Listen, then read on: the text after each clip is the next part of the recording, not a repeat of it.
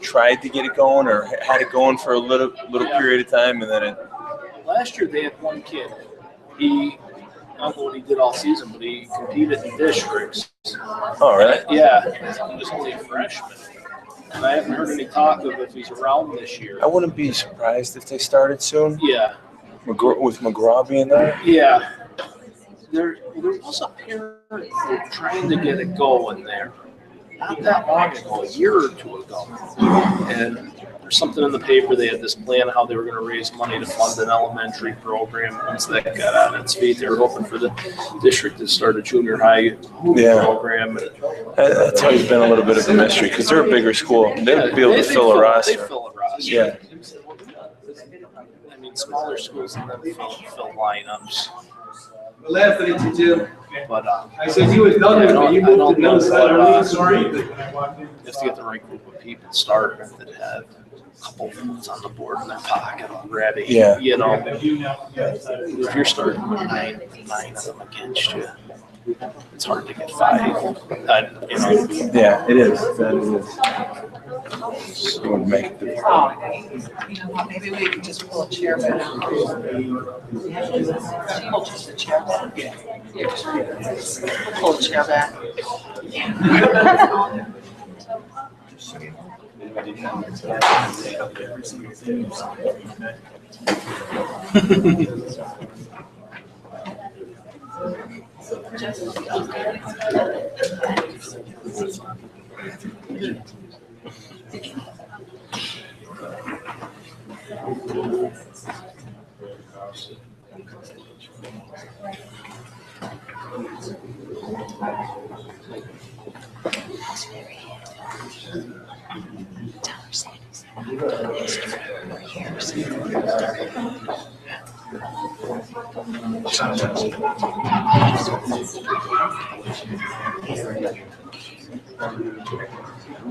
That's a Christmas one.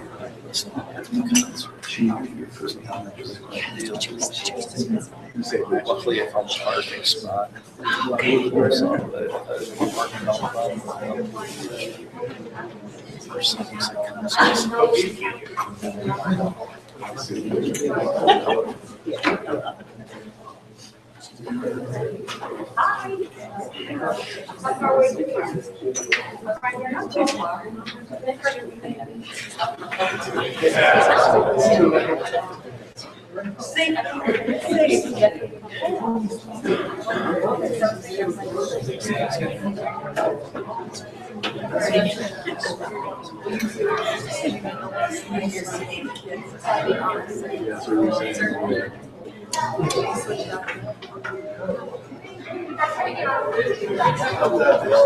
a little late because right in the traffic, but it's just start with that.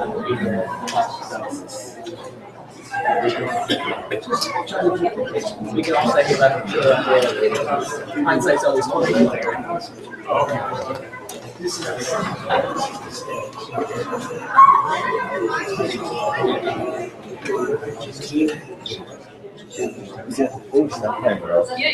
Yeah, that's all right. That's how you pay.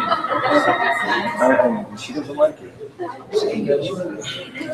You know what? She said I'm going to the Navy.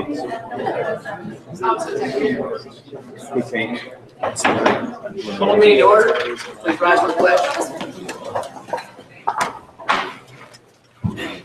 Pledge allegiance to the flag of the United States of America and to the republic for which it stands, one nation, under God, indivisible, with liberty and justice for all. I'd ask everyone to remain standing, please, and join me in a moment of silence. A member of our student body passed away. I ask that you remember his family and your thoughts.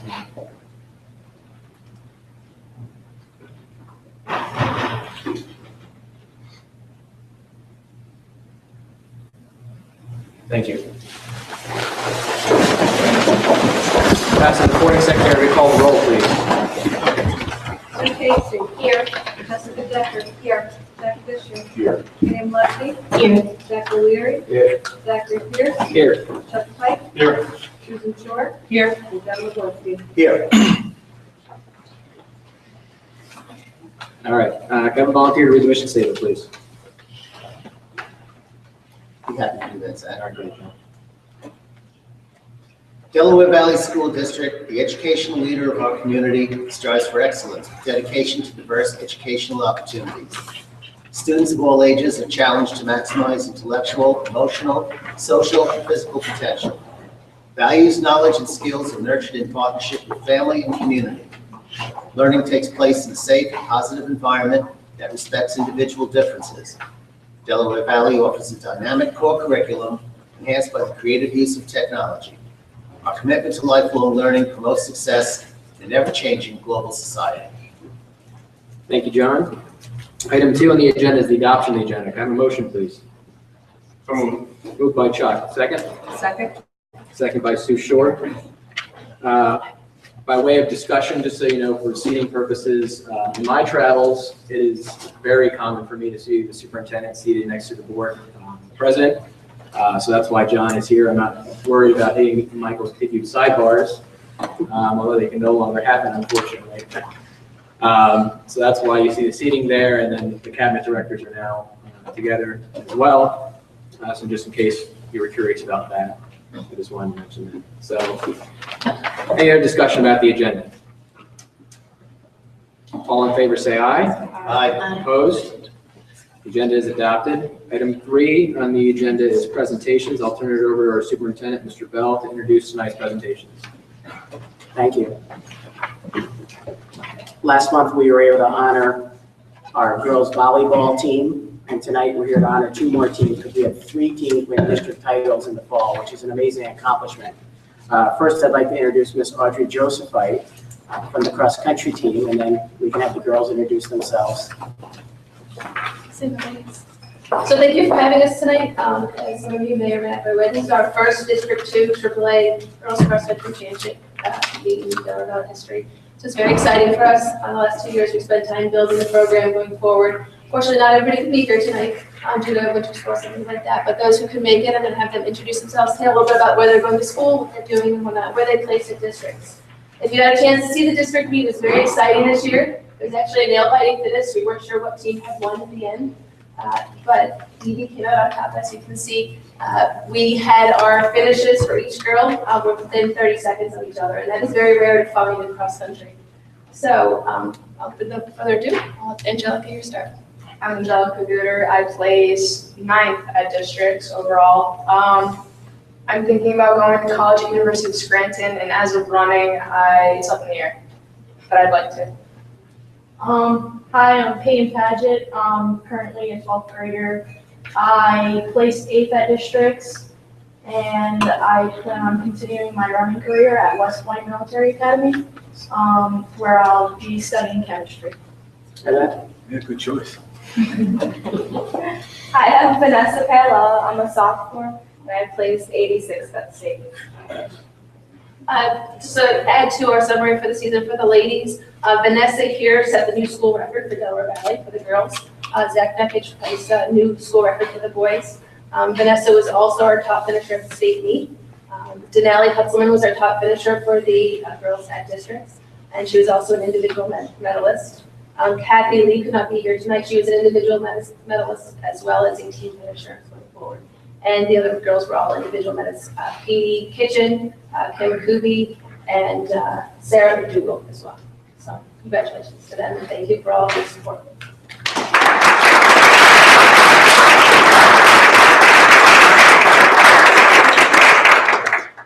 Now, Peyton, I'm going to embarrass you a little bit, but we're going to save you another trip here. We usually honor people, not only if they win districts, but also anyone that's recognized on the state level. And for those of you who don't know, Peyton plays 2 sports. She does cross country and field hockey. So we want to congratulate her. She was named honorable mention all-state for field hockey this fall as well.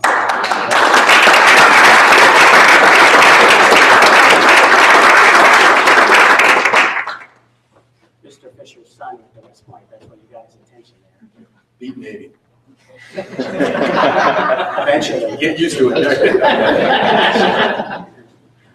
Thank you, girls, and thank you, Coach Joseph. At this time, I'd like to introduce Coach Olsemer and the members of the football team that could make it tonight.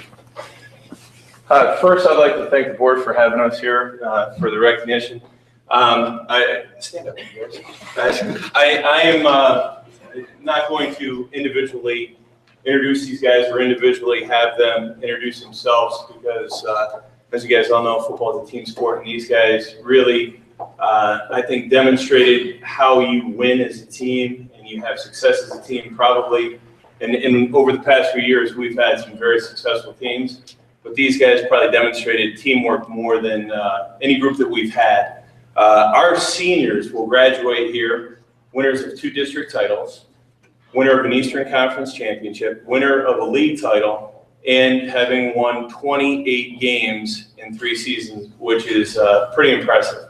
It's hard to believe that, the first 3 years that I was the head coach of Delaware Valley, I think we were 3-28. And over the past 3 years, we have won 28 games. So it's nice to have that turned around. And in large part, it's due to the efforts of these young men, guys who have been in our program, have seen it grow, and continue to improve. Keep setting the bar higher and higher and higher and improving. So thank you very much for the opportunity. We appreciate it very much.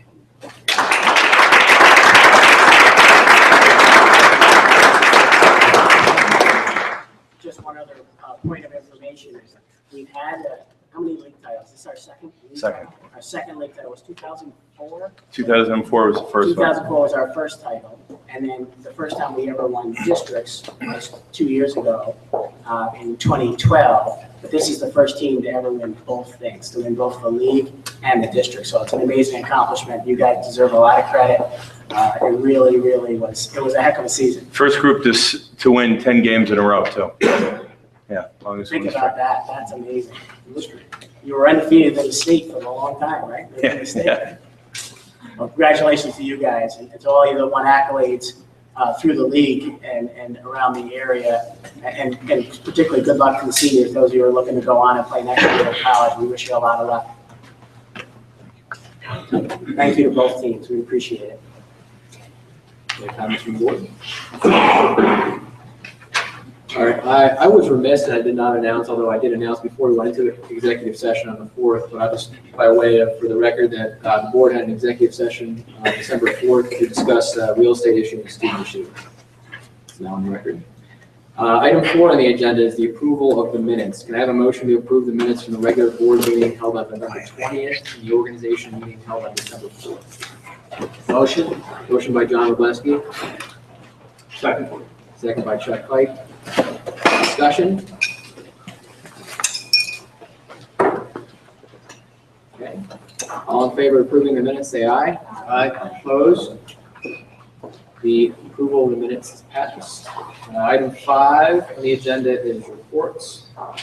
Are there any comments on the administrative, attendance, or financial reports? Okay. Then item 5C is committee reports. I'll first announce, before we go to our student representatives, committee chairs and then liaisons, and then we'll go back through and do reports as well. So Budget, Finance, and Audit Chairman Jack Fisher, Education Chairman John Robleski, Facilities Chairman Chuck Pike, Health, Safety, and Wellness Committee Chairman Jack O'Leary. Negotiations I will keep.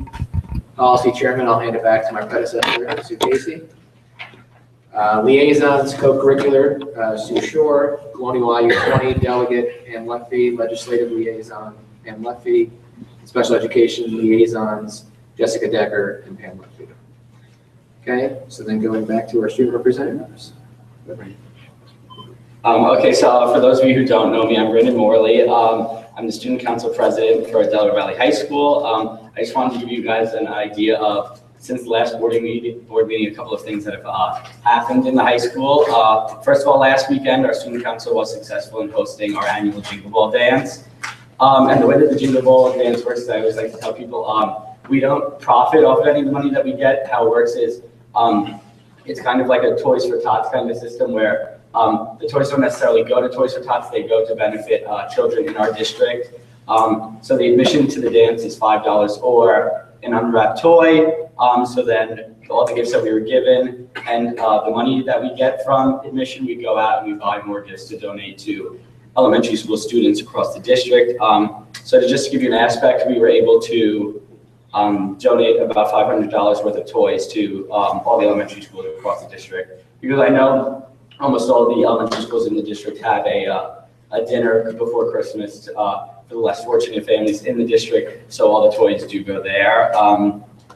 Number two, last week we had our National Honor Society induction. I always say it really amazes me the number of kids that, students that get into the National Honor Society. I think it's an amazing thing just to be able to have so many successful students at our high school. They also donated toys. Current members and students who were inducted this year also donated toys, so that also went to elementary schools across the district. I like to say that the high school has just finished what I like to call the season of concerts. All our band, chorus, and orchestra programs have had their winter concert, and I like to point out that they did a phenomenal job like they usually do. I just want to give a personal event that I took part in through the high school. I thought it was a really amazing thing. For those of you that know, I don't know, you know the Lordy family, Mr. and Mrs. Lordy, both staff in the district. Their daughter Josie, who has diabetes, they just recently got a service dog for her. So it's a fundraiser event to try to help pay off the debt for the dog. We had myself and a few other drama members. We performed as characters from the hit movie Frozen, and we sang like all the songs for Frozen. So it was very much this event for little kids where they could come and see all the favorite characters from this movie. And I think it was great just that I was able to help this little girl and all that she stands for. I really think she's quite the inspiration. And lastly, just to wrap up real quick, I'm not the person to be talking to about sports, but I can tell you our winter sports season has had a great start off. The wrestling team did win their match yesterday against Scranton. And the girls basketball team sadly lost a very hard fight to Strasburg last night with a score of 44-43, so they only lost by a point. But I know they did win their game last week. I'm not sure who was against, but so we do have a good kickoff to the sports season. Thank you, Brandon. No problem. Other comments? It's great to have you here, Brandon. Thank you. Nice to be I've here. been following you for years, and everything I think the whole board has, and Thank it's you. been wonderful. Yes, well, it's very nice to be here. I was able to attend the chorus and orchestra concert, and it really was a phenomenal event. I don't think people in the community realize that they can go for free and enjoy an afternoon of wonderful music, and we have a lot of talent in the school, so it was my pleasure to attend. So, Brandon, if you wish to be dismissed, you're certainly welcome to do that. You're welcome to stay with us. It's up to you. So I'll just give you that option. Budget, finance, and audit. I'm sorry, Jack. I'm going to short stop you for a second. I know I didn't put it in board docs. I had meant to. Also common in my travels is the superintendent's report under committees. We seem to always have John giving us a couple items on other business and kind of feel rushed, but it should be part of the agenda to give the superintendent's report. So before committees will start reporting, I'll turn it over to the superintendent to give his report. Okay, thanks, Zach. First thing is I just wanted to recognize one of our wrestlers, and there's an article in your folders tonight about our wrestler, Frankie Carrozza, who's been suffering with 2 different bouts of cancer, and he was able to wrestle 1 match. He was able to wrestle last night in the home match before he has to go to Sloan Kettering tomorrow. And there wasn't, the gym was jam-packed. They used the middle school gym. They filled it to the rafters. They were all the way around the mat. It was an unbelievable turnout. He won a game or a match last night. He won 0-0 against another all-region all-star like he is. And he's a 3-time all-region all-star, 2-time district runner-up, and a district champion last year. So this will be his one, last night was his one and only match for his senior year. So it was a pretty moving night for everybody in Delaware Valley. I also just wanted to mention my special thanks to the Dingman Delaware campus, and particularly the DDMS, the middle school staff. It's been a very tough week with the loss of a student, and I just wanted to express my appreciation because the staff was amazing. They were here at 7 o'clock yesterday for a special meeting to prepare on how to handle and help our kids deal with this. And it's always tough when a student passes, and this is our 2nd student this year that we've lost. So it makes it very difficult, particularly both kids were Dingman Delaware kids. So it's hit this part of our district very hard. but my hats are off to them for handling it so well. I also wanted to make mention in the Courier a couple weeks ago, there was an article about Teen Hope. Is that the right name? Teen Hope? About Teen Hope, which is an innovative program that happens out in another part of the state in collaboration with some community agencies and the school district. It's not a canned program that you can use just anywhere, but we are doing some work on some mental health. Maria, remind me, is it first aid? Mental health, youth first aid. So we're working with Carbon Monroe Pike, MHMR, mental health. Disability services. Disability services, so that we can bring this program into the district, so that we can do some more one-on-one screening of kids that might need assistance. So very timely. We had a long conversation about it Monday at Cabinet, and unfortunately, things happened this week along the same theme. So, but I just wanted to point out the article about Teen Hope. We have not adopted Teen Hope because it's not a canned program, but we are working on something that works through our local agency that we can adopt in the near future. And then finally, I want to ask Dr. Schaefer if she could just mention about the dyslexia grant. Sure. We received word a week and a half ago that we actually received the Dyslexia Early Intervention Grant, and we will be sending staff the first week of February to Hershey for their first round of training. We were one of 6 districts across the state that were selected. And when Dr. Revis and I were actually attending the SAS conference, I went to the Dyslexia and Early Intervention Screening meeting, and I went up and introduced myself to a couple of people that were on the selection committee. And I don't know if it's fortuitous or not, but the next day we received an email that we got the grant, so I'm glad that we attended that session. It's really exciting. Congratulations. Great work. Budget, Finance, and Audit, Jack. We met Tuesday morning at 8 a.m. and those of you that were in attendance will recognize that I forgot to give a quote on Tuesday morning. So I'll give a quote now, and it's "Dobrier, no progrier," and that's Ronald Reagan saying, "Trust but verify." So that was supposed to be on Tuesday morning as we started our discussion about our audit for the year that ended June 30th. Of 2014.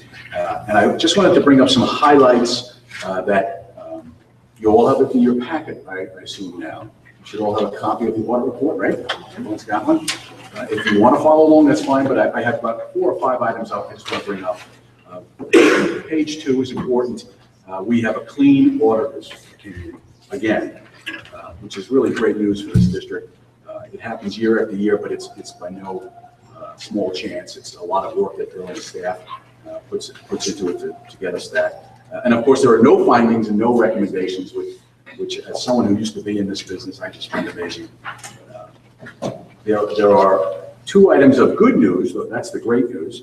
The good news is that we have a stable and strong balance sheet, which gives DV an AA2 Moody's bond rating, which is why we received such great interest rates in this first round of borrowing.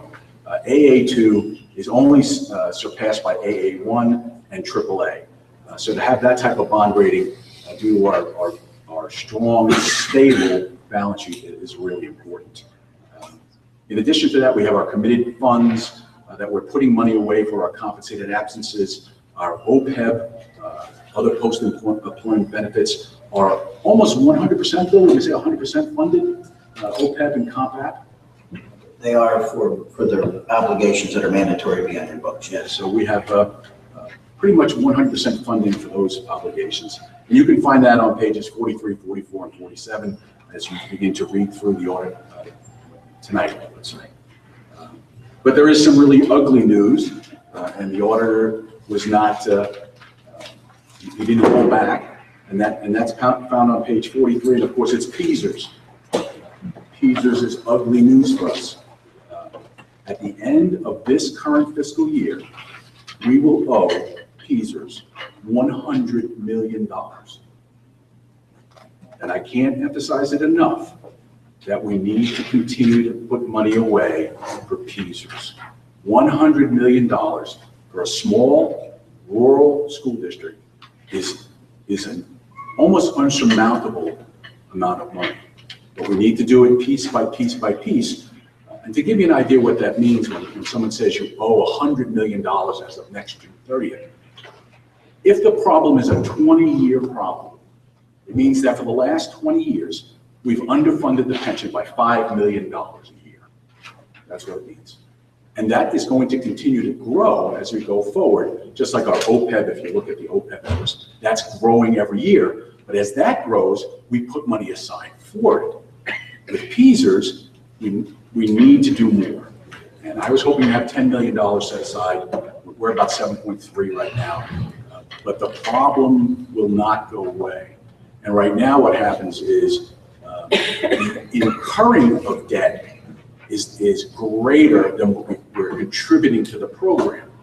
At some point in the future, what we pay into the program will be greater than what we're incurring, whether that's 5 years or 10 years down the road. So the auditor gave us the numbers. It's found on page 43. And I just want to show you where we've been over the last 5 years. In 2010, we paid $1.7 million into the program. In 2011, we paid $1.9 million into the program. In 2012, we paid $2.9 million into the program. In 2013, we paid $4.1 million into the program. And this year, that just ended in this report, we paid $5.8 million. So in this decade, we have seen a 340% increase in the amount that we have to pay into the program. And that doesn't cover the $100 million. The $100 million is above that if we were to do an incurring matching with a contribution. Right now, we incur more than we contribute. At some point in the future, we will contribute more than we incur. And those numbers could be 3 to 4 times the size of the $5.8 million that we contributed this year. In order to get there, we need to put away a lot more than what we're budgeting for. And I would once again emphasize to the board that I think we need to use the grandfathered amounts. How much is the PSERS grandfather this year, Bill? If we were to do that? If we were to take the exceptions, I'm sorry, that's the word, for PSERS?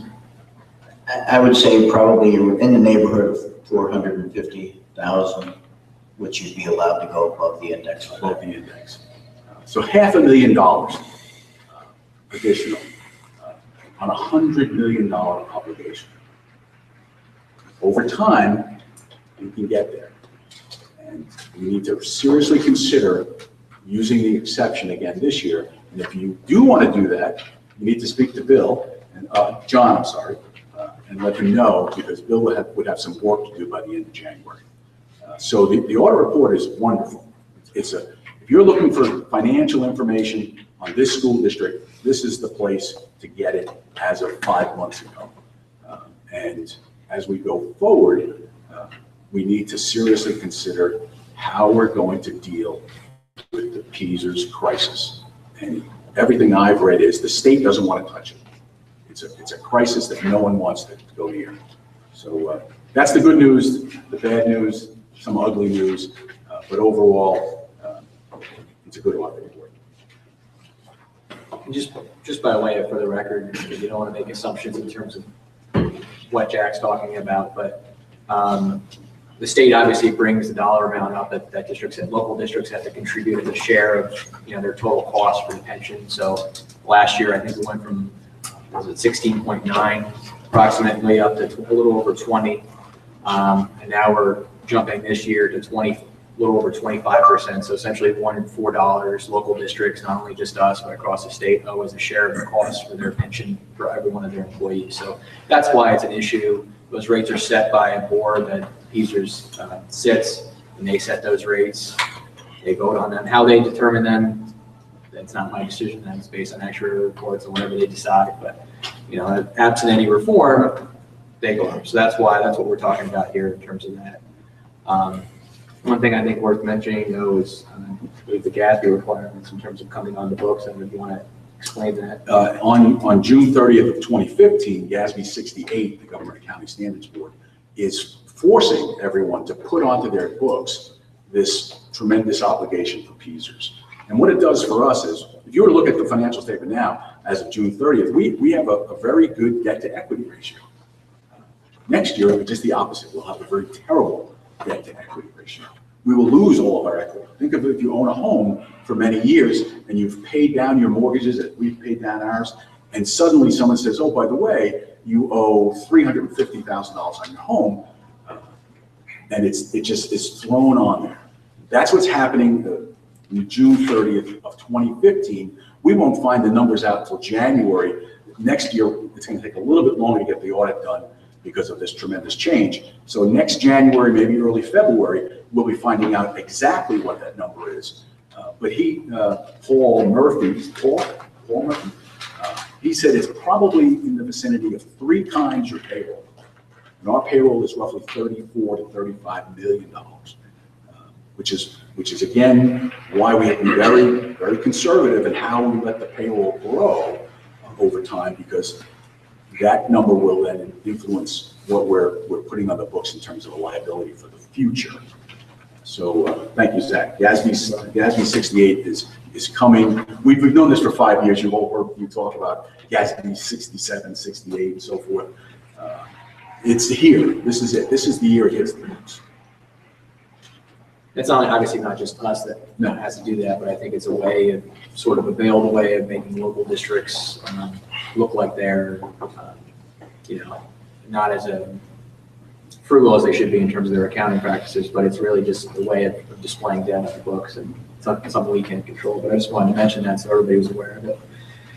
And then also, obviously, our auditors complimented Bill and his staff in a way that just says in other districts, maybe they're not as helpful or attentive, but Bill and his staff go out of the way to get whatever documentation you ask for. So, our hats off again, Bill, to you and your staff. Thank you. Any other comments on budget findings and audit? Yeah, I have a couple of questions. With the conference that John went to, I missed that. I wanted to get down there to hear that. But I read about, the hold harmless versus the WDF, and I talked to John during the week about this. Myself personally, there's 9 of us on this board, so there's 9 different opinions, and John attended. And we talked about the 5-year plan going forward, and I talked to Bill about this too, because it's kind of unfair for him. Which plan do we go with? We have to come with a consensus, because my plan may be different than Sue Shaw's, may be different than Jack's. We have different opinions here. The only thing that's guaranteed in a 5-year plan is that John Bell signed a 5-year contract. He's the only one that's guaranteed to be sitting here for 5 years. The rest of us are elected. So I guess he's got to have a lot of input on what he wants to be 5 years. My thing personally is I don't like fluctuations. When I invest my money, I hate fluctuations. I'm 52 years old. It's not a conservative thing. So is it possible, with all that Jack has said, is it possible to come up with a 5-year plan that in 5 years we can hedge? And we're not subject to these fluctuations. I've asked around in the district here, I've asked people that were here, and they said, when we were expanding hold harmless, we didn't want it. Now that we're not expanding, we want hold harmless. Can we get to a point in 5 years would be my own, as one member of this 9 or 10, can we get to a point in 5 years, is it possible, where we're not so dependent on these fluctuations? In no pieces, it's just humans. That's why myself and Jack agree, that's why we should be putting money. We agree on that. Can we get to a point where these fluctuations don't affect us so drastically? The only thing I'll add is that when I spoke at the Legislative Commission, they talked about different formulas that they might use. Since we don't have a true formula, we're one of only 3 states that doesn't have a true state aid educational funding formula. But everybody's wrestling over what would the formula look like, because however they tweak that formula will determine whether districts are big winners, big losers, or basically net neutral. And the point that we made to them is whatever formula, and I say we, it was all of us that are the superintendents in the Pocono region, Stroudsburg, East Stroudsburg, Pleasant Valley, Pocono Mountain, and Delaware Valley, is that whatever formula you come up with, it cannot be a drastic change from this year to next, because if it's a drastic change, say a district were to lose state aid to be $2 million less next year. Well, our index will only raise a little over $1 million. So we have $1 million hole, and that will generate layoffs left and right. So our point was if they're gonna do something, they're gonna have to phase it in. So even if they use a weighted formula as opposed to whole harmless, they couldn't just instantaneously tell, hey, you're up 2 million and you're down 2 million, because people wouldn't be able to close that gap. They'd have to phase it in. One of the reasons why we've asked for home harmless, at least on a short-term basis, is that in addition to our regular basic state aid, our SB formula, we've received $2 million of extra money back in, when was the costing out, 2006? Yeah, during the Rendell administration. But prior to that, we got $1 million because of our low cost per pupil, which if that in the new formula wouldn't be one of the criteria, you would just lose something that you earned. And that's our biggest fear, with the supplements that we got for 2 consecutive years and then the costing out study. That it's a little over $2 million, and if that's not factored into the new formula, we're at a place where we could never close that gap. So that was the point I was making to the legislators. And I also talked to them about the earned income tax and how the earned income tax is an uneven taxing strategy in our area, because we have a lot of people that work in New York, and if you rely on EIT, everybody that works in New York doesn't pay the tax, and it falls back on the people that live and work here, not the people that live here and work in New York. So it's an unfair, uneven tax as it relates to us being close to New York. So in New Jersey, they have reciprocity. So if you work in Jersey and live in Pennsylvania, New Jersey will collect that tax and send it back to Pennsylvania. New York does not do that. So EIT doesn't help us at all. Because someone said to me, well, if you have a gap, could you use EIT? And I said, no, because EIT doesn't work for us, because it would really be an unfair situation. So we have to wrestle. Jack's question about the fluctuation is, the more your budget relies on the state, the more you're going to see fluctuations year to year at the whim of the state, unless they really develop a formula. The more you rely on local revenues, then the more stable you'll be. And of all the states in our mid-Atlantic area, only New Jersey provides less funding to local school districts than Pennsylvania. New Jersey provides about 34% of the budget. Pennsylvania provides about 37% of the budget. Everybody else is in the middle to upper 40s in the mid-Atlantic region. So they don't pay their fair share. But the point is, if they do pay more, we would then be prone to fluctuations. But it's a gift I'm willing to work with. I understand and it's my bad wording, I used the word fluctuations. All markets have fluctuations, that's how we make money, our investing. What I'm afraid of is I think you understand this, we use this, it's the spikes. Right. If hold harmless was changed tomorrow to the WTF, we lose that money. That's a spike. Right. $2 million is a spike. The stuff that Jack's been talking about since I've been sitting here, these are spikes in the bases. It's fair warning. Yeah. It is. So I was wondering, is there a place we can get to? Because I don't want to have to rely. I don't like personally to rely on the legislature. So do we have to? Because there's no way we can hedge. That would be my, and I don't know if that's possible. And the two biggest things right now for this year, heading into next year, is when there's a new governor, he or she gets an extra month before they have to present their budget compared to a sitting governor. So that will drag it out a little bit towards what date does he have to release, Billy? I think it's the second Tuesday in March. And then the second item, in addition to being a month later with the governor's original draft budget, the second issue you have is, will a new formula come out in the spring that would drive a future budget? So we've got some real big balls up in the air in terms of revenue that we really are, as we're putting together the expenditure side of the budget, the revenue side of the budget is really a mystery in some respects. Just a couple of comments here, because I think Jack brought up like two different ideas there. But one, just to comment about what the superintendent just brought up, in that the governor is also starting with a $2 billion deficit. So, where education funding goes, I mean, obviously something he campaigned on, but it's a $2 billion structural deficit, because recurring expenditures are funded with one-time revenues, so that's what creates deficits and larger things. So that's why he starts with a $2 billion deficit. But two ideas that Jack brought up, really, 5-year plan would be more of an internal commit or district idea. And then the other thing was the basic education funding, and this idea of hold harmless, which is basically districts don't get less dollars from the state than they got the year before. But that does not pay anything to fluctuations in student enrollment. It's completely arbitrary. So we get about $1 and $3 from the state. There are districts up on the tier across the northern part of the state that get anywhere, some districts, between $6 and $7 and $10. So 60 and 70% of their budget coming from the state. To give you an idea, some urban districts in the state getting between about 15% of the state. A similar district to us in Montgomery County getting about 12%. So total arbitrary all over the state is because it's not based on the formula. That being said, without the whole harmless, obviously we would be adversely affected. And so there were two ideas discussed at that commission hearing. One being a formula based on new money. So basically kind of capping where everybody's at right now, and then a formula based on the new money, or phasing out of that existing so that we're over a 10 to 12 or 10 to 20 year period, not getting hit with less revenues based on our student enrollment the following year or whatever goes into a formula, because there will be multiple factors, not just one. So just by way of the record for that, so everyone's kind of aware of that. If you have any questions or anything.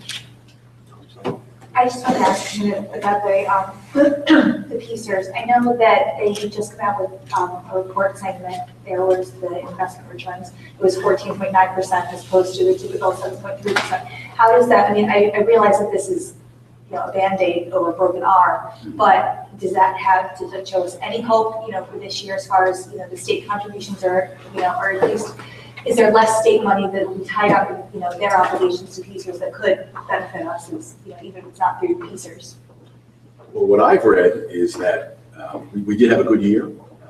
However, the obligation, the unfunded liability, which was somewhere between $45 billion for the state and $65 billion, still remains in that same ballpark, including the $7 billion that they brought in. So the overall structure hasn't changed much, even with a good market, only because we had so many bad markets where we lost 20 and 22% per year. So they brought in a 14% year. It's a very good year, but it hasn't changed the overall structure of their problem. From what I understand, Bill, John. Yeah, that's correct. The number that they put in, the percentage they put in, the percentage that we put in isn't going to change, because even though we were putting that money in, they still have such a big hole that it was just helping out with that big hole. It was 42 billion at the end of last year, and then it climbed pushing 50. So that 7 will go towards the hole, but it won't help us for our future payments.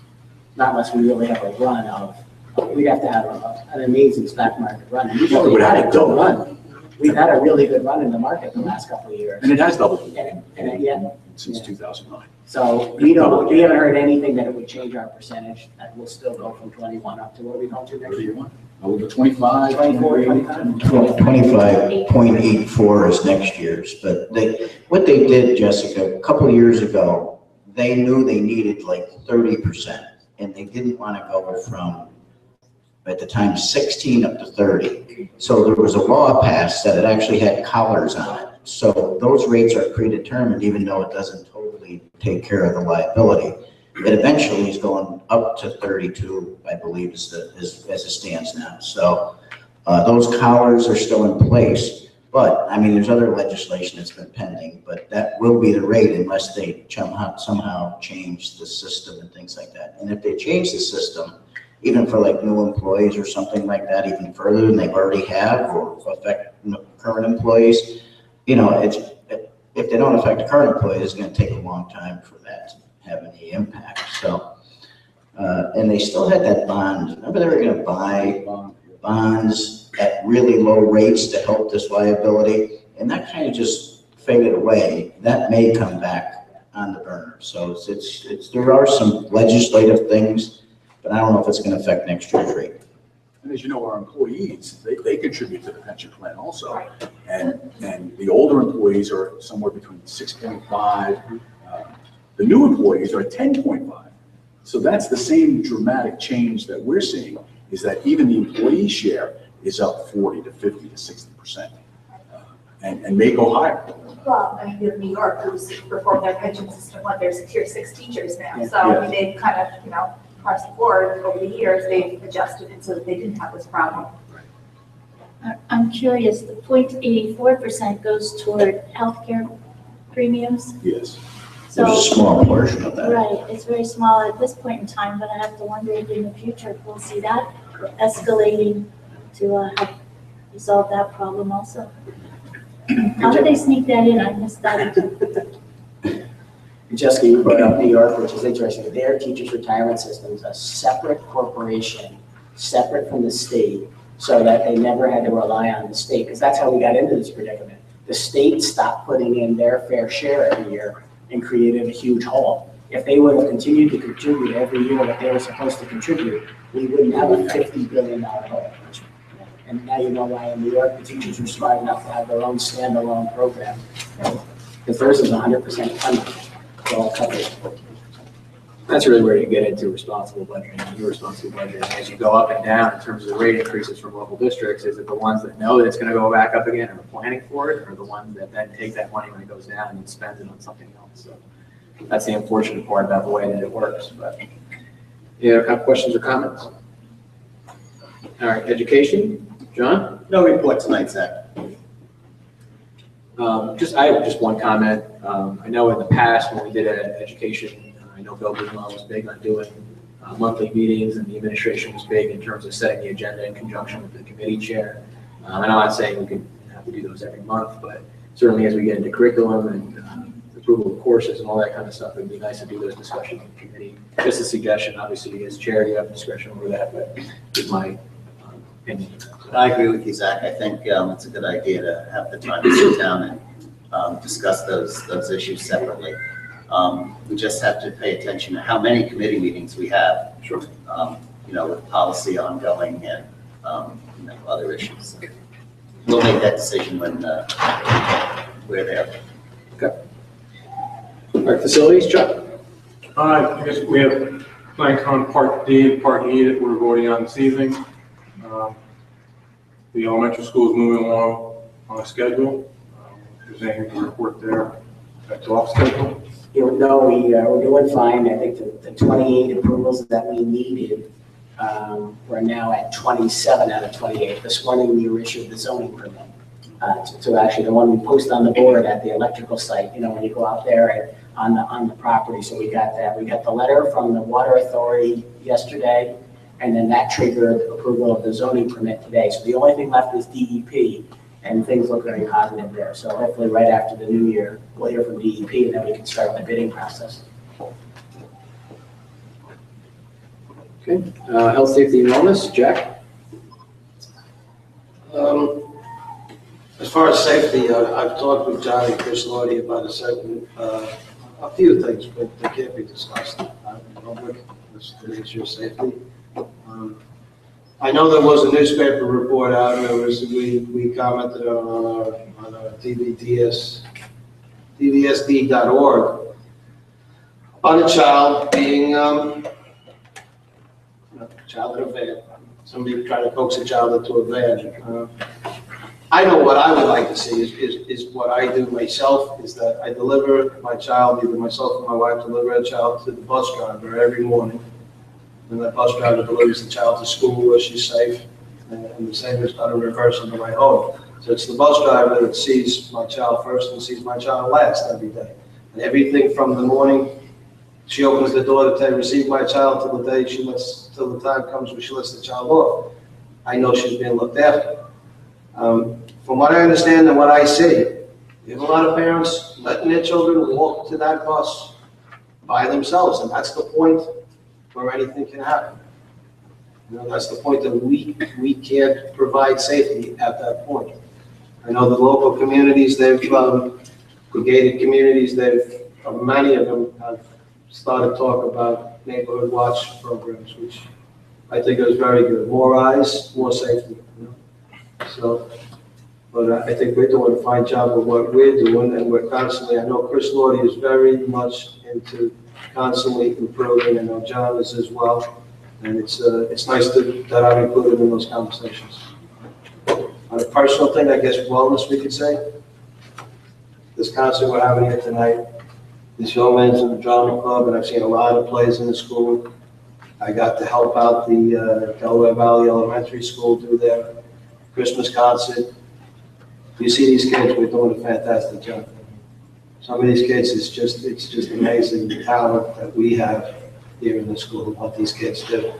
So for the drama staff and the music staff and all the other staff that supports them, I just want to say they're doing a really fantastic job, because it's just great. It's just great. And to see the smiles, you know, Zach had brought up the thing about why do we become school board members? What's in it? Why do we do it?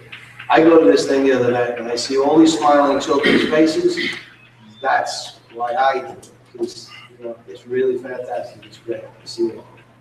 And I really do. I'm very fortunate that I'm a school board director, because I get to see that up close and personal. Thank you.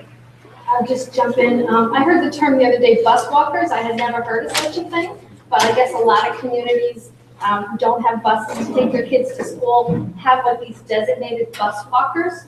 Like you live 4 blocks away from the school and you start walking and you pick up everybody's kids on the way and get them to where they're going. And I know some people in Matamoros are starting to talk about their bus walkers because they have kids who plan on walking to school. So I don't know if I was the last person in the world to hear about that, but I thought that was a pretty cool concept. Like if bus monitors, you know, or people could volunteer in the community to be bus walkers and take their kids along the way and make sure there are no white vans trying to grab their kids. Yeah, the walking school buses, they call them, what girls they started James Mobile, because they have them. And we're creating our own, in case they're not teachers that much in school. It's a pretty neat thing. Problem with volunteers, of course, is always getting people to volunteer on a regular basis, because it only goes once, you know. But yeah, it's definitely a concept. It's like a neighborhood watch on foot, you know, and so it's definitely something to look at. Just a comment too, the wellness portion was adopted in policy in terms of new state law. So the creation of that piece, I know was, the board has representation on it, and Jack is a representative of those, so just make sure we follow the policy. Negotiations, I'll report, negotiations with the Delaware Valley support staff commenced on December 4th. And so the meeting will be in Fireman's Act 88. And negotiations are ongoing pending an agreement. And then negotiations met again, the committee met again with the teachers union on December 15th. Negotiations are ongoing pending an agreement. Jack and Chuck joined me as members of the committee. And then for teacher negotiations, Paul Essling and John Bell join us as administrative liaisons, and then also Dr. Schaefer joins us at the support staff as another administrative liaison, along with Paul and John. So just by way of record, I think those dates to be policy. Now Sue Casey's. Thanks, Zach. I was so excited to get that email that said, would you, could you? And only because you know what my top 5 are, did I accept policy chair, but I have nothing more than that to report tonight, but I'll get back to this one. Thanks. Right there. I'm happy to report PSBA just released a policy. John had it in his hand 2 days ago on child abuse. New series of policies, so that's your first stop. You know. Brand new, hot off the press. I am the lucky one. Thank you. Yeah, so it's about 10 to 15 minutes. Looking forward to it, Zach. I'll send you the opportunity. Liaisons, co-curricular, Sue Shore. Oh, I think tonight we heard a lot about the drama and the sports here tonight.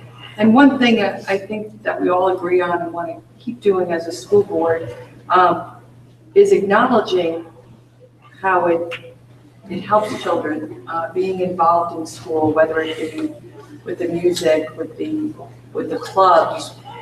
And we have to always remember as well the people we put there as our leaders for our children, whether it be coaches, advisors, and going forward, as we talked about Frankie Carosa, and his fight with cancer, and the support of all the students, and coming out for a co-curricular activity, we see that that's so important. And I just hope that that's something that this board continues to wrap their hearts and hands around, and to see how much it helps kids going forward. That's it. Kids, from what I see, this is what I was trying to hit on before. You have a child with a musical instrument in their hand. You have a young student like this man that's involved with drama. Gotta stay on the drugs. It's just basic. I was reading today about York City School District, and if you've been following the headlines at all, you know that they potentially, depending on the way that the court decides, will be the first all charter school system in the Commonwealth, only second, I think, in the country. The SBA filed a motion to intervene, but they were denied, and a couple others. But part of the receiver recommendation that the board, their school board rejected was, and there was a number of recommendations, but one of them was to curtail their co-curricular activities. And, you know, we talk about the importance Jack just mentioned in our district. Imagine how much important they are in urban development. So just by that point. Okay, any other comments? I'll move to Colonial IU 20, Pam. The December meeting was canceled due to the snowstorm. So hopefully have something to report in January. Legislatively, I have nothing to report at this time. I think we're all just waiting till the governor gets in to see how that $2 billion deficit they're taking care of. I guess the master calendar. Special education, Jess and Pam. I just have a question. Where do you go? She was with the noise. You could probably answer it. I'm just wondering if the program that was mentioned as an alternative to the Teen Hope, is that going to be orchestrated through special education? Well, actually, the training would be for all guidance counselors, social workers, and we did discuss special ed teachers as well. So that we try to get a broad base all around the schools that, you know, for anybody that might need that one-on-one, you know. So that's information then that can be shared to Jesse and with me, and so we can learn about that program. Sure. You can report back. Yeah, absolutely. All right. Item 6 is the treasurer's report. Can I have a motion to accept the treasurer's report? So moved. Moved by Jack Fisher, second. Second. Second by Sue Shore. Discussion. Hearing none, move to a vote. All in favor of accepting the treasurer's report? Say aye. Aye. Opposed? The ayes have it. The motion is adopted. Item 7 is the bills for payment from the general fund. Can I have a motion to accept the bills for payment, which include the general fund, cafeteria fund, and capital reserve fund? Moved by Jack Fisher, second. Second. Second by Sue Shore. Discussion. I have one question. And it's for Bill, and I wish I remembered it, I would have called you, and I wouldn't have the question. The $17,000 that went out to Quandale and the $30,000 that went out to New Jersey. They were for the summer projects we did? Yeah, the summer project was for one of those. Unuzi is the completion of the summer project for HVAC upgrades. Quandale is for, they're a construction management group. And in order to do what you're approving for PlanCon tonight, they needed, since we changed sites, they had to revise their estimates on the new elementary school. So that's a bill was in preparation for the update for PlanCon. So are they the construction managers we have then? Correct. Yeah, not for the summer, but for the elementary school and the gym projects. So we had a new site, but also the old estimates were over 2 years old. So they had to revise the estimates. Remember, the old estimates were back in 2012. So that's why. Well, when we do this, they'll have a representative on site of that construction manager? Yeah, they'll have somebody down here every day. Thanks. All right. All in favor of paying the bills, say aye. Aye. Opposed? Bills are paid. Item 8 is personnel items. I'm going to take these as a group. Have a motion to approve personnel items, appointments A to E, child rearing leave A to B, extension of bereavement A to C, and change of salary A. So moved. Moved by Pam. Second. Second. Second by Jack. Comments or questions? Hearing none, we'll move to a vote. All in favor of the appointment or personnel items, excuse me, say aye. Aye. Opposed? All in favor. The motion is adopted.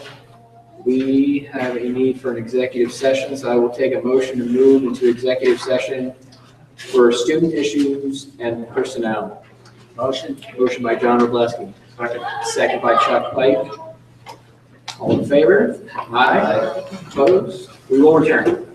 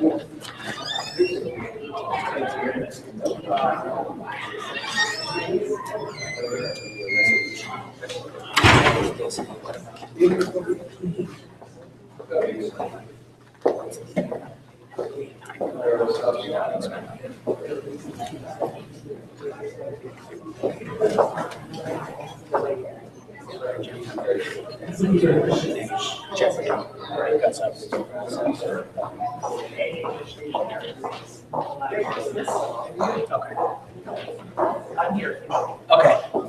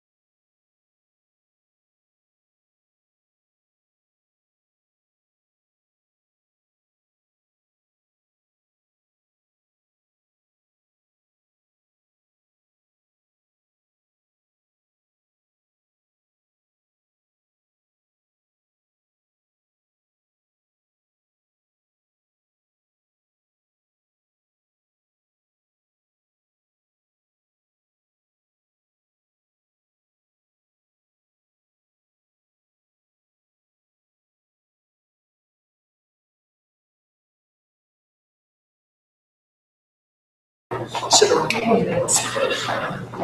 Oh, I appreciate that. Just realized that.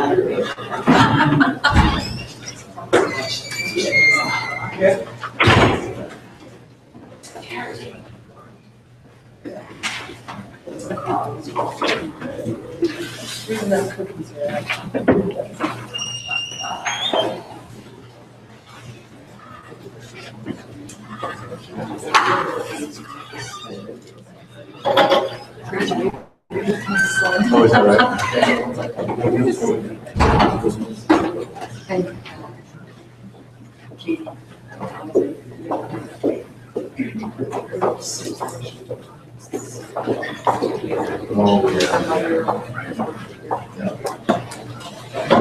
All right, can I have a motion to move back to regular session, please? Motion. Motion by Sue Shore, second. Second by Jack O'Leary.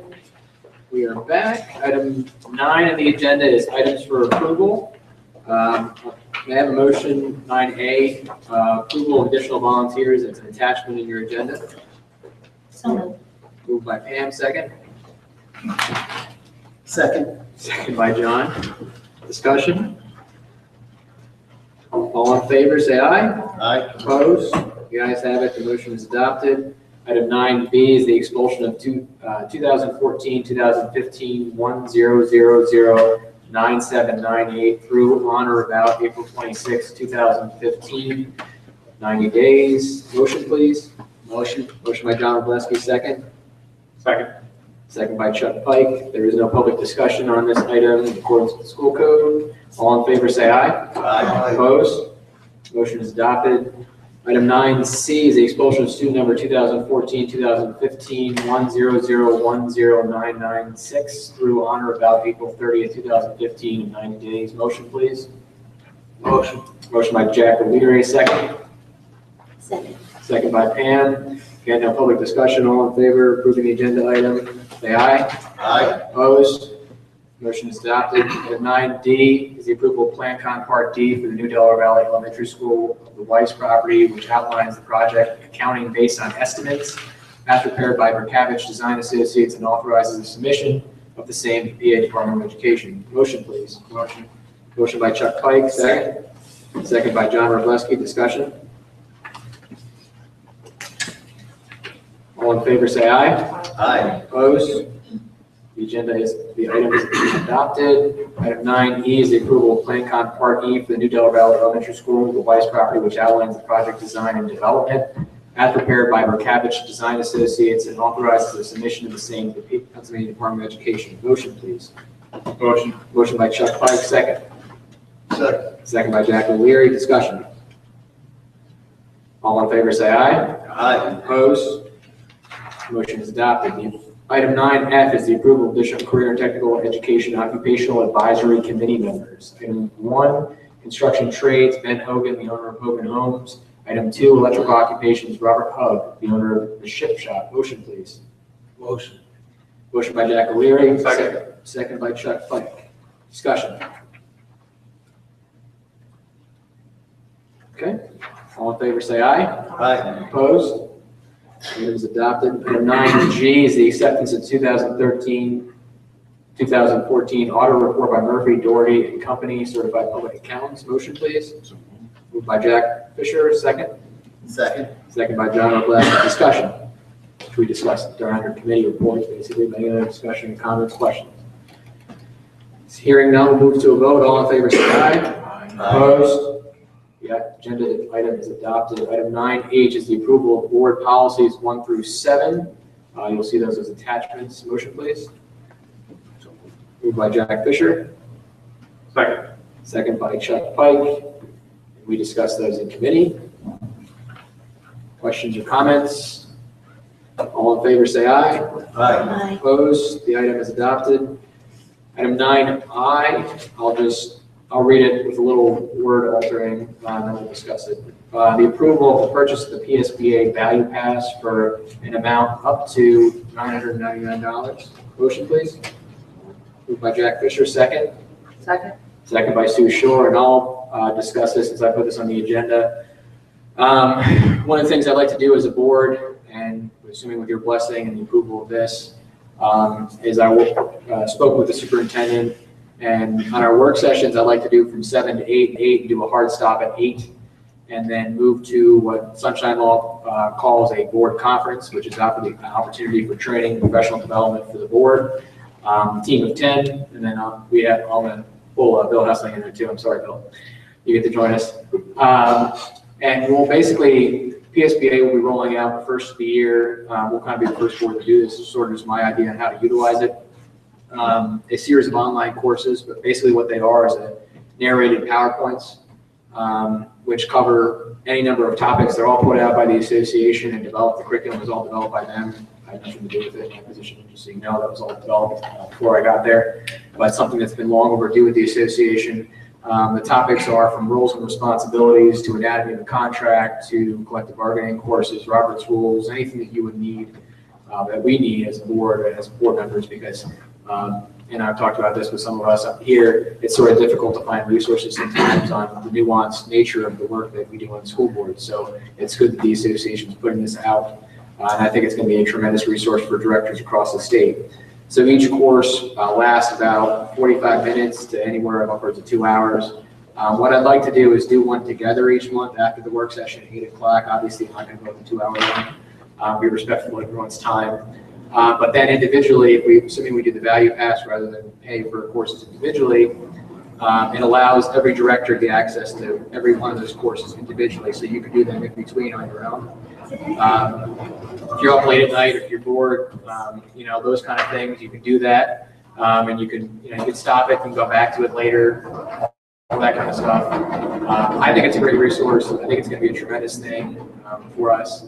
And I'm excited about it personally. And I hope you can share in that. Hopefully I explain that. If you have any questions or comments, I'm happy to take them. Do they offer Act 48 credit? Oh yeah, there's, as part of this, it would be Act 48, but as part of this, if you really wanted to go through, there's 3 tiers. And if you walk all the way through it, and then at the end, there's a culminating project where you would work with school directors in a cohort, so basically in other districts, and work together on a project that you would present at conference. And what you would get is a designation from the association as a fellow in school governance. Previously, there was a Master School Board Member program, which was actually all in person, so it was actually more time consuming. Not everyone was able to take advantage of that. So those Master School Board members still are out there and have that designation, but this is sort of a new thing that coincides with the online courses. And so if you did work through them and took the extra step there to do that, you would get a designation from the associations and fellow in school governance.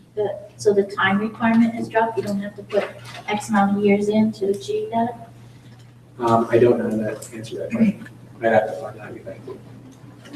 I just know that there's the 3 learning buckets that you would work through, and it's a tiered process. But we can go through them in any order, and they're actually tracked on the other side at the database. So every time somebody logs in, we'll do that. And assuming this passes, then I'll allow Bill Hessling to ask you to call the association tomorrow. You can talk to Dr. Janet McNally, who's Director of Education, and work that out. And then this coincides with the fiscal year, so that's why I said up to $999, because we bought the value pass in July, and that would take you through the full fiscal year, and then you would renew when you renew membership. But it also, any of the in-person trainings or anything like that, any board member can go to it.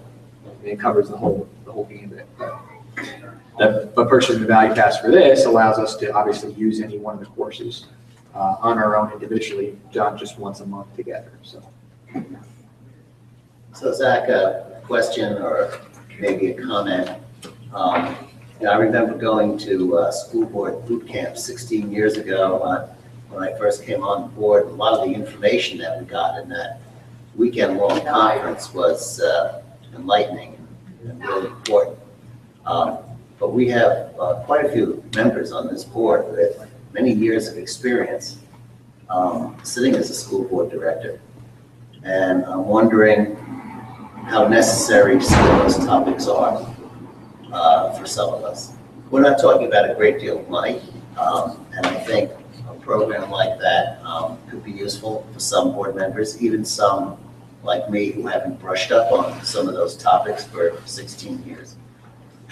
Certainly useful for new board members, and there's always a certain amount of turnover in the board. So I'm not opposed to the idea. But I do have a question, because we have sometimes quite a lot of business that we cover in our work sessions. And I'm not sure that limiting a work session to 1 hour is going to give us sufficient time. Well, one of the things that we've done at work sessions is to do presentations. And I've told John that I want those presentations to occur here at the voting meetings. The board work session is for our work, it means for the business of the board. But the 6 o'clock hour is still open for committee meetings as well. And we can, if it's not, the business isn't done, you can always adjourn to a work session and come back to the committee meeting. And that's completely doable. The purpose is really just to think about our time better. And when I said hard stop at 8, I mean, to my recollection, work sessions, we really haven't gone much past that in the past year. But I'm just trying to think of a better use of time that we can utilize this resource together, but not be too much of a burden on our time outside of that. So. But I think the point you made about future boards is important. I think this is a mechanism that it's a resource, no matter how long you've been on the board, because I think you're always learning. We are a school district, and we encourage our staff professional development. So why wouldn't the board mirror that?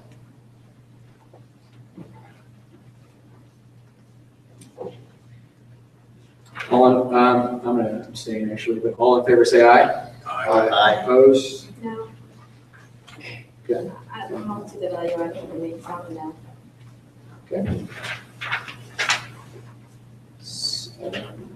7 yes, 8, 1 abstention, 1 no. All right. Item 10 is other business.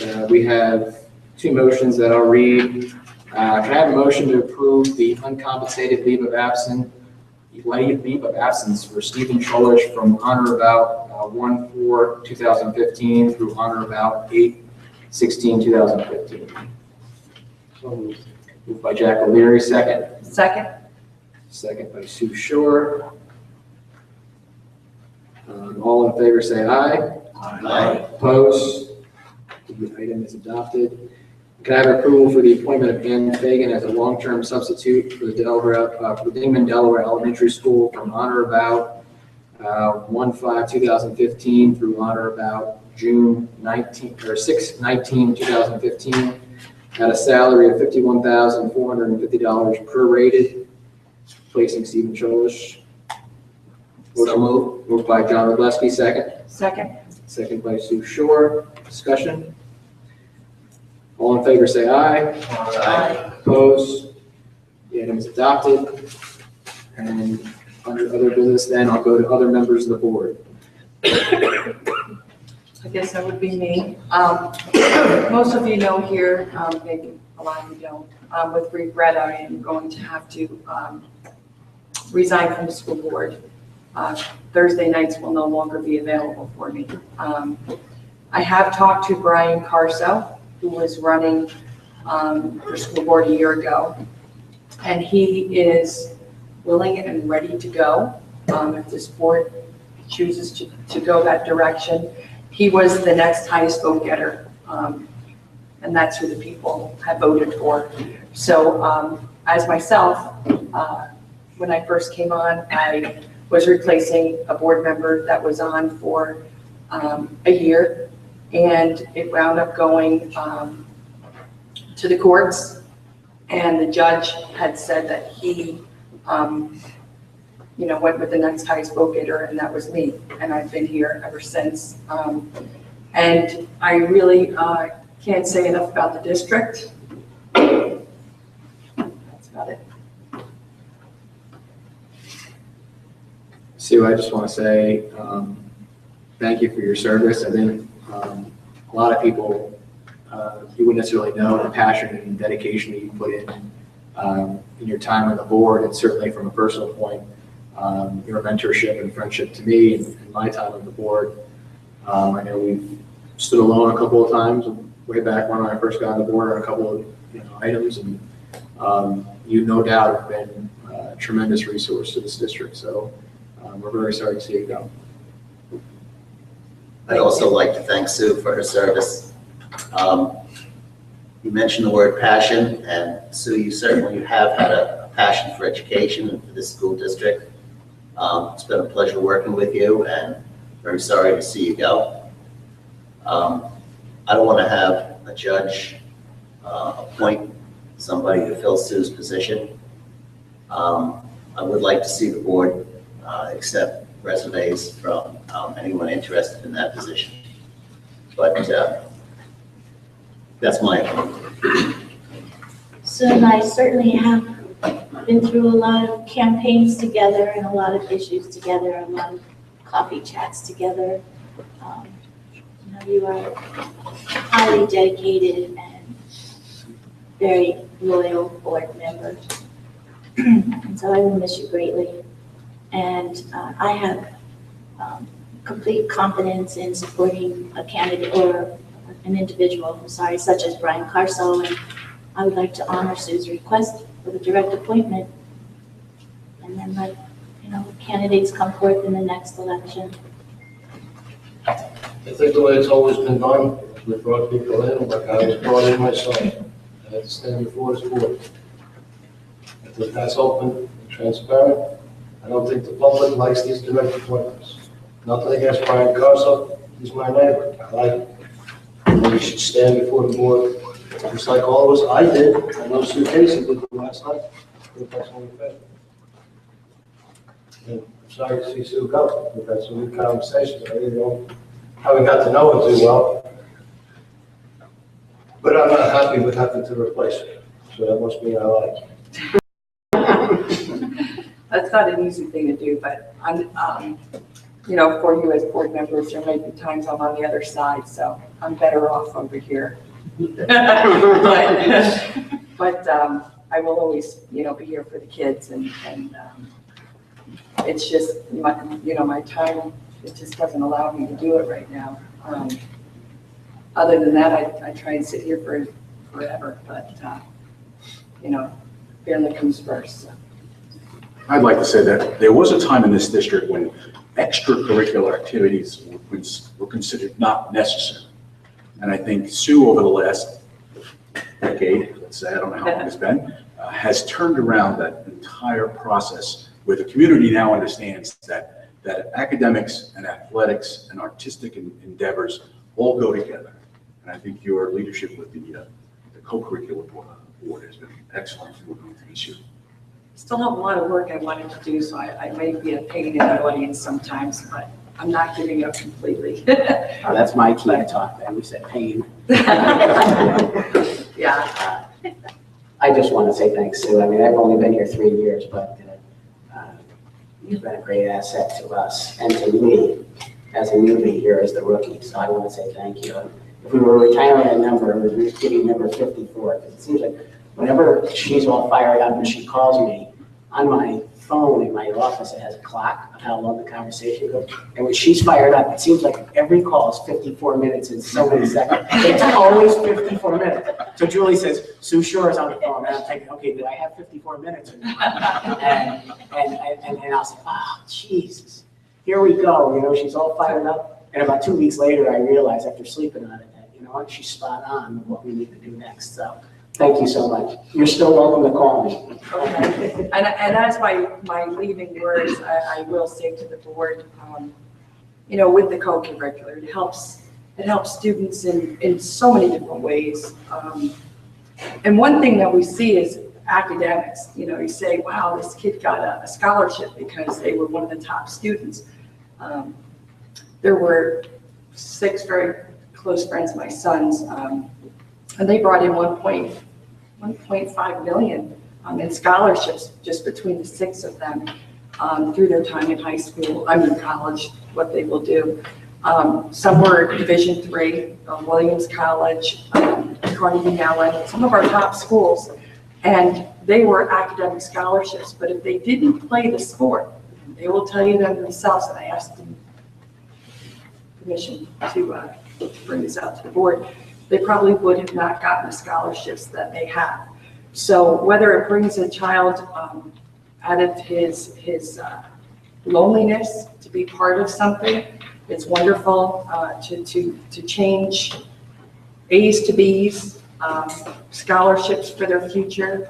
whatever it may be. I hope this board continues to see the importance of that, as well as the leadership that takes place in those departments and the role models that are chosen. Sometimes we don't see the importance of those coaches or the advisors, but they are just as important as the teachers in the classroom, because they are people they remember. They help them with time management. They help them deal with working as a team, so many things, and it makes their academics that much more important and the reason to come to school, whether it be for music, arts, whatever it may be. So I will continue in our community to work with kids. And I came in here starting as a person that worked with the children for self-esteem classes. And that is one of the things that I saw help kids the most. And I promised myself I would bring that to this board. And I just hope that you really continue to enroll good people. And I'm so fortunate to have gotten to know all of you. But please, remember that when you're thinking of a child, it's a lot more than just in the classroom. I appreciate that. Thank you very much. Can you get me to talk with that special moment before you actually leave? I'll still do that. Through the chair to John. John, I'm assuming that a vote at the January 15th voting meeting will fulfill the requirements of within 30 days. Otherwise, we would need a special meeting. John, I just have a couple of comments for you. I'm sorry. Just by way of history, since we've been on the board, we've been through a couple of vacancies. We both have advertised, and then also I recall not advertising when Jack's resignation and appointing Jessica to the board. I believe I made that motion. Chuck made the second, if my memory serves, right before the memory. So we have done both. The school code provides the opportunity for the board to do so. And if anyone feels strongly about that, the floor is open to motions. But before that, the floor goes back open, I would ask for a motion to accept the resignation of Susan Shore with regret, please. So, moved by Jack Fisher. Second. Second by John Robleski. All in favor, say aye. Aye. Opposed? Me. Oh, you don't get the vote. You don't get the vote. You're probably the happiest on this board. No. Those 54 minutes are long for you, so It was worth every month. And this would be a 10-month appointment then, because Sue was in her first half of her term, and then there will be a 2-year slot on the ballot, and it would go on with a separate 2-year appointment. So this would be a 10-month appointment that we're talking about, or 11 months actually, be in November. Go ahead. Zach, I just already asked the question that I wanted to ask, so I just want to make sure that the board makes the decision and that we don't hand this decision off to a judge to make. I think we're in a better position to decide who serves with us than somebody who is less familiar with the work of this board. Okay. And Mr. Bell looks like you're counting days. I think we should get it in because the voting meeting looks like it's scheduled for January 15th. And this is already the 18th. We could advertise a special meeting from 6 to 7 before the work session, if people are available for that. That's well within the 30 days. You'd be advised, you'd be advertising anybody with an interest. Well, let's agree on a date first, and then I'll give parameters. Yeah, I think we do have to be careful of the 30 days, and if we have a snow day on the 15th, that will make us have trouble because we won't have enough days to advertise. I would see making the 8th a voting meeting so that we could do interviews and decide that night, and that gives us that one extra week just in case we have a snow issue. I agree. I've never met Brian, so it's nothing against him. I know Tim Smith, was a great guy when he was here, was willing to serve once for that 1 month in between a couple of appointments. So I do think there is interest out there. I'll just remind the board again that I offered to leave the board after the primary if people are elected and if, it's all done in the primary next year. If there's somebody you want on the board sooner rather than later, I would leave sooner rather than later. So I think you have a couple options next year, put somebody in for 10 or put somebody in after the election sooner. Does everyone agree on a special meeting for general purposes from 6 o'clock on January 8th? Yes. Right. Okay. So that's what we'll do then. We'll have a special meeting at 6 o'clock in the Delaware Valley Administrative Office on January 8th, 2015. We'll do a call for resumes and letters of interest. And I would just say, instead of doing interviews, I would just give everybody 2 minutes to address the board and just leave it at that. Forget the follow-up question. Anyone opposed to that? Okay. So what we'll do then, we'll call for resumes and letters of interest, and only candidates who submit both of those items will be allowed to address the board for a period of not to exceed 2 minutes. And whoever applies, their application can go to the board secretary, Bill Hessling, and that's what the advertisement will say. And then at 6 o'clock, we'll convene for a special meeting and appoint that night. Michael, then please have an officer of the court there for the purposes of swearing in. And anything, Dennis, anything? With the timing of the holidays, et cetera, what are you looking at, a deadline, or is the deadline right up until that date, or could they come that night with a resume, or how do you want to do that? Do you want to do the day before?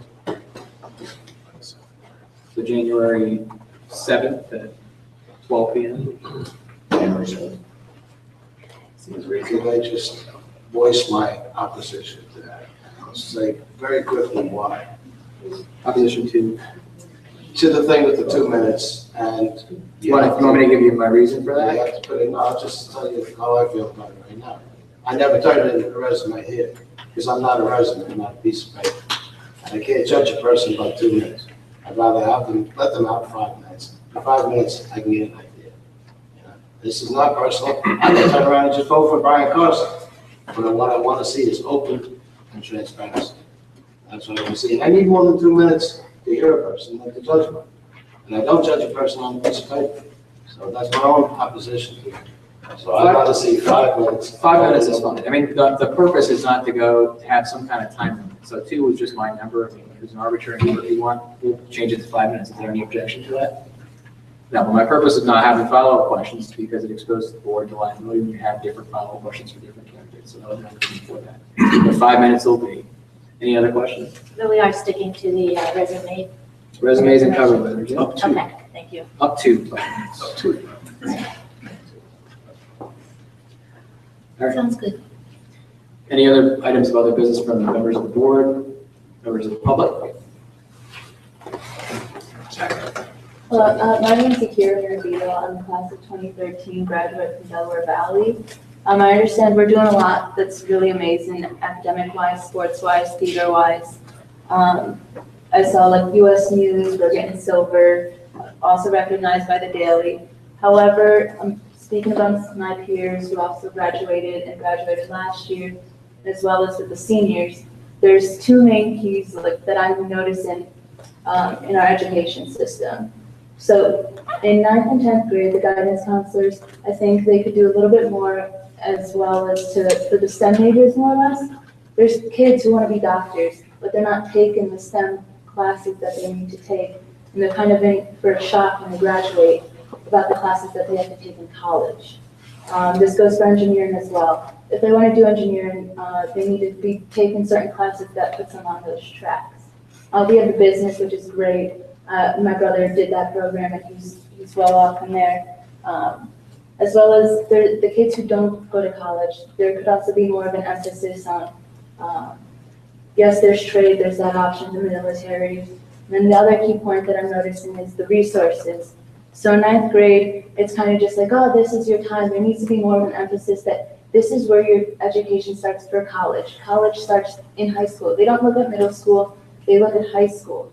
So at that time, in 11th and 12th grade, I remember they give us this packet here for parents that says, this is for college, these are the kinds of colleges. However, this information needs to be related to kids at the 9th grade level, 10th grade. Their parents need to know at that point, because that's where they start discussing funding for college. That's where also they need to talk about scholarships. And I see in this packet there's also local scholarships.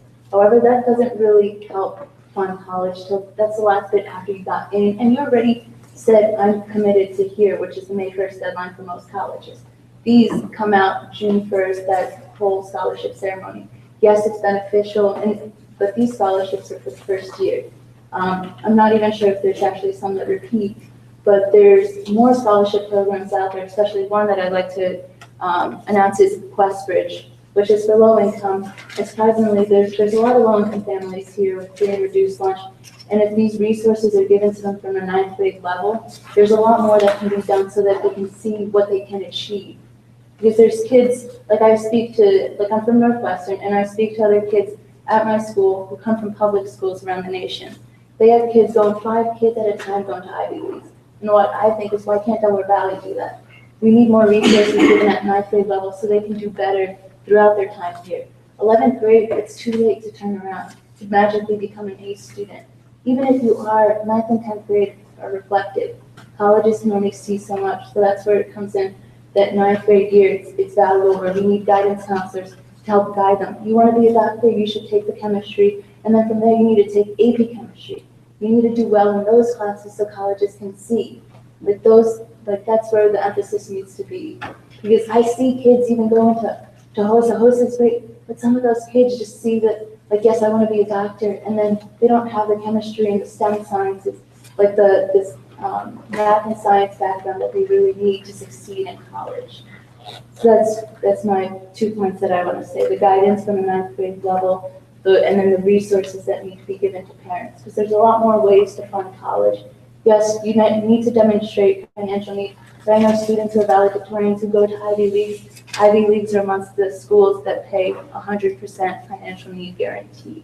So regardless of, yes, their parents are very wealthy, but some of these schools still help us out. Because we're not coming from, some of the parents here, there's a lot of talent, and there's a lot of resources that can be given to these kids that they're not seeing. So that's what I have to share. And I'd also like to speak with some of the board members who are in charge of education to see if I can continue my support, because I come back here about 3 or 4 times a year for 1 or 2 weeks at a time, just because I'm very busy out in Illinois. Thank you. Thank you. Thank you. Thanks for mentioning that. I would also ask you that we're preparing to completely overhaul freshman orientation for kids and training for parents of incoming freshmen that we give the spring 8th grade. So I would love to pick your brain a little bit with our new high school principal, Mr. Balam, because he's the one that's going to oversee the overhaul of both the student training and the parent training. So, and I'd also invite both of you, if you're not already invited, to come Friday to the high school. At 1:30, the college kids are going to speak to the upperclassmen about what ways they were prepared for college and what ways they felt like they were not prepared for college.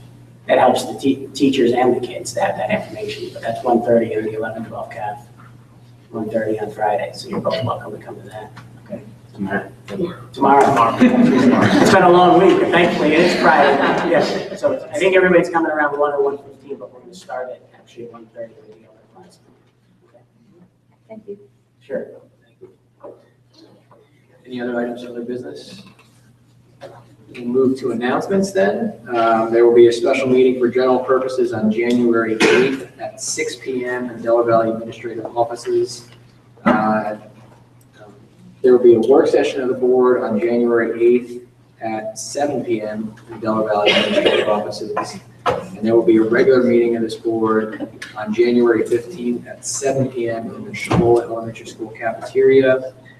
And forgive me, do we still need an executive session for adjournment here? No, we do not. It's your Christmas gift. How about it? Yes, thank you again for the lovely poinsettias. And I just want to say, I hope everyone has a safe Merry Christmas, a Happy Hanukkah, and a safe and happy holiday season. And we'll see you in the new year. So have a Moved by Jack O'Leary, second. Second by Chuck Putnam. All in favor? Just start by